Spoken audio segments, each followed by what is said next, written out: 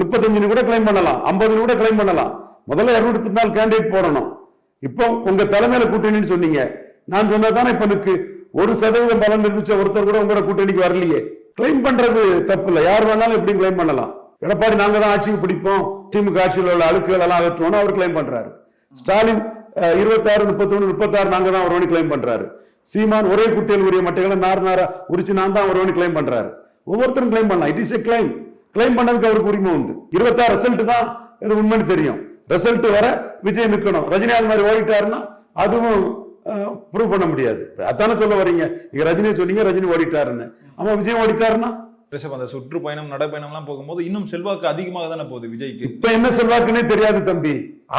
அவர் சொல்லக்கூடிய ரீலை ஏன்ட்டு வந்து விடுறீங்களா? இப்ப என்ன செல்வாக்குன்னே தெரியாது தம்பி. இப்ப என்ன செல்வாக்குன்னு யாருக்கு தெரியும்? 26 ரிசல்ட் வந்தா அதான் தம்பி செல்வாக்கு தெரியும். அவரா ஒரு பொய் சொல்லுவாரு, அந்த பொய்யை நம்பிக்கிட்டு அடுத்த பொய்க்கு நீங்க போறீங்களா?